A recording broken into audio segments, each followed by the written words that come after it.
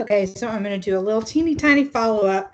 And one of the ones that I didn't show fully in the last video, I sort of did with the masking, which was stencils. And stencils and masking kind of go hand in hand because they're kind of blocking out some different areas. So in a way, this piece that I did, those down there, was sort of like stencil. But I'm going to show you another technique, and this is just taking some sort of paper you have, whatever you've got. This is just cardstock. And then I'll kind of angle this down here, and then you can position it in some way on your composition, and it's not going to be as precise as in some ways as masking, so it might get a little more bleed, but you can get a lot of different options, and that way you can create the same shapes over and over again. And we're just going to say, I'm just going to kind of keep going here.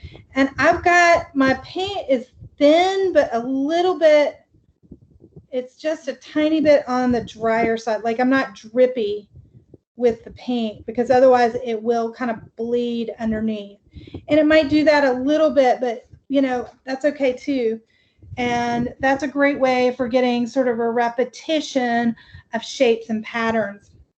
Another way to get a kind of repetition of shapes and patterns is to carve, and you can do this, like this is this kind of easy cut stuff you can get at the store, at like art stores and stuff, but you know, you can use actually an old eraser.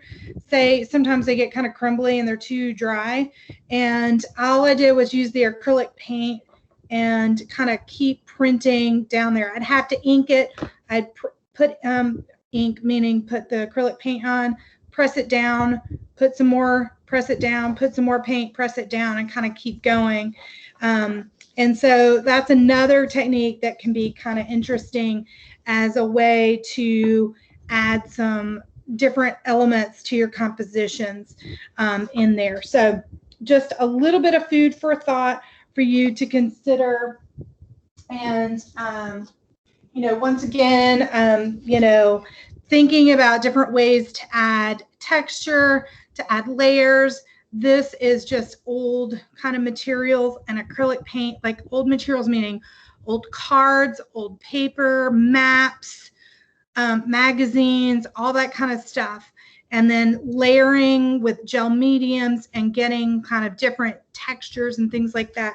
So the main thing that you guys are going to be kind of thinking about with this project is what are some different ways to apply paint to create designs and get patterns and get textures and generate compositions. And so I wanted to kind of make that little addition.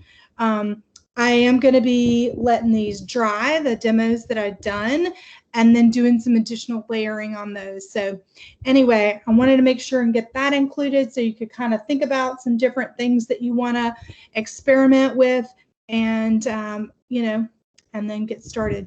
So thank you so much. Have a good one.